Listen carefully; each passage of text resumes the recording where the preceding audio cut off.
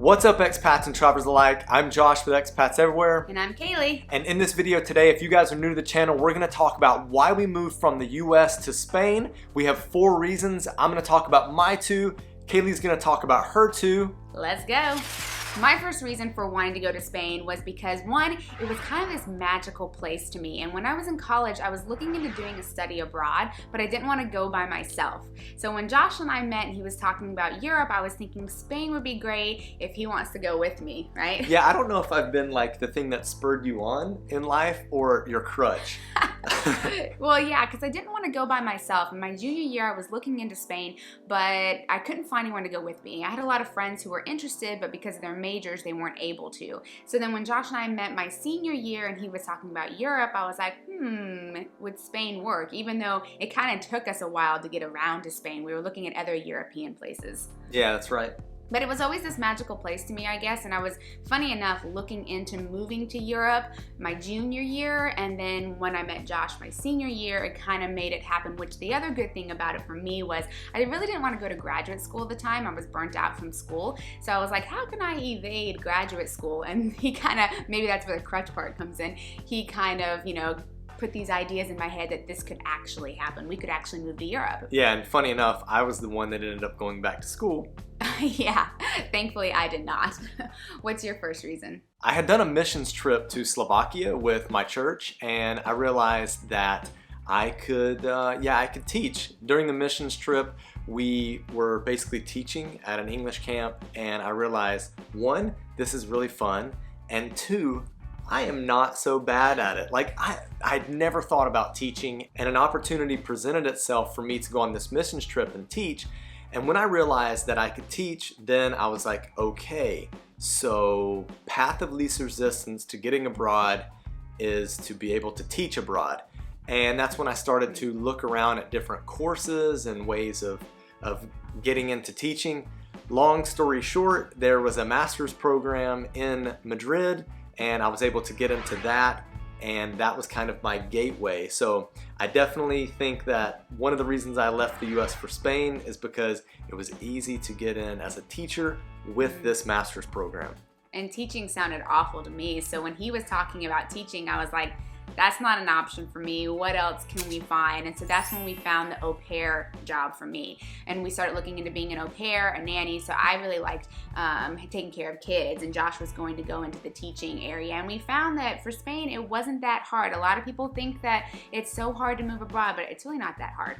Yeah, and at the time, there wasn't actually a visa for au pairs. Now there's a visa for au pairs. So there's a bit of a better, clearer, more legal pathway to do that. As far as teaching English, you guys might know this, I don't know, but a lot of people get their first taste of living abroad by teaching English. I don't know based on percentages what it is, but there are a lot of people, especially younger people, that get their start abroad teaching English.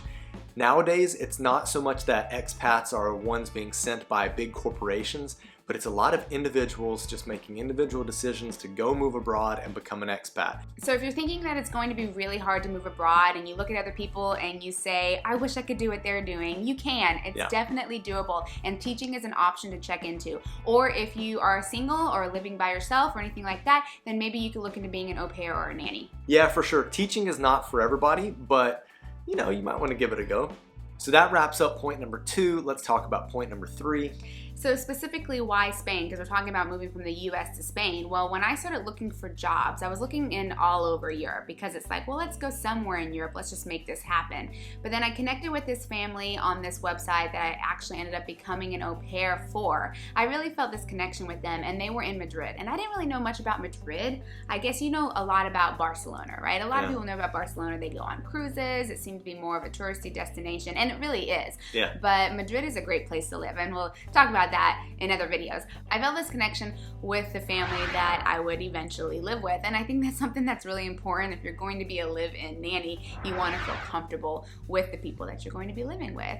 So that kind of helped Spain become more solidified, was that family connection that I had. Nice. So a home away from home, a family away from family, right? Yeah, because if you think about it, I was just graduating college. I was ready for the adventure, but, you know, it's still something new and you want to feel safe and, yeah, I guess feel like home. So that family really right up front made me feel like that. So I guess that would be kind of a recommendation too. If you're looking to be an au pair or a nanny, try to see if you have a connection with the family because you will be living with these people. So you want to make sure that it's not weird, right? Yeah. Okay, so let's move on to point number 4, my last point. And then after that, we'll actually talk about some of the hidden things that we found about why we should have wanted to move to Spain and why they weren't really at the forefront of our mind. We'll talk about that after point number 4. Point number 4 is I really wanted to learn Spanish. And growing, it's a good place. It is a good place. Apparently they speak it there. So when we were in the States, I was in a part of the country where I wasn't really exposed to a lot of foreign languages.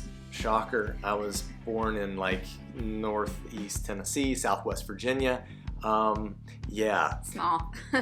Quite small. I did have a lot of teammates, soccer teammates that were Spanish speakers or Portuguese speakers from Brazil, but I was really interested in Spanish and I was just fascinated with languages in general. And Spanish is quite helpful in the US, as you guys know. I'm assuming most people watching this are Americans. And it's a language that many people use. Now, little did I know that the Spanish in Spain was so different than the Spanish in Latin America. It's a big difference. It's like almost like equating maybe British English and American English, but I don't know. Do you think it... I mean, you have different accents, of course. You have different words that you use. So we do get that in American English and British English. There are different forms of grammar as well, so that can trip you up.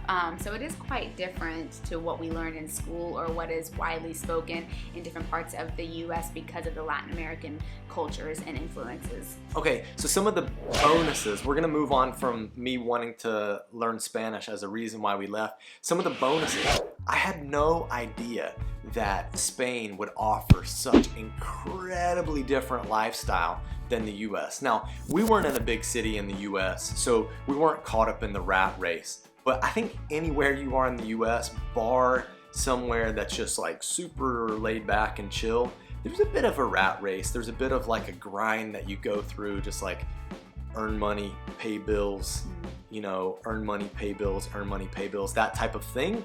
I'm assuming you guys know what we're talking about.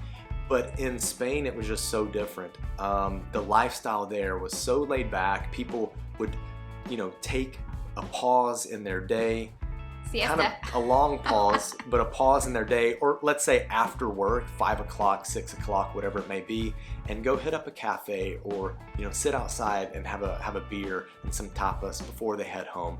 I love that. I didn't realize how awesome that was. Super grateful to experience that in Spain. Yeah, and the cost of living was also a huge perk. So, you know, we talk about like the rat race and stuff in the US where you're making money and then you have all these bills. And of course you will have bills in Spain, but the cost of living just feels so much lower. And I guess like I wasn't making much with the family that I was working for, but I was definitely able to live and to travel. And that's another great thing about Spain is even though it's not a very big country, the different regions are so different and they have their own little subcultures that I mean, we didn't know this when we moved to Spain, but when we got there, we found ourselves traveling so much within Spain because it's just so different within the country and it's just amazing to see these different little subcultures going on. Yeah, and to your point there, I find it, you know, you guys in the States, you know that you move around to different parts of the US or travel to different parts of the US, you can pick out some of the little subcultural things. However, I didn't realize that in Spain, like, things would be so different and so interesting. Now, maybe a Spaniard going to the US, they would think that too. You know, they'll go to a Charlotte, North Carolina and find that different than an Atlanta, Georgia, or than a Savannah, Georgia, or than a Hilton Head, South Carolina.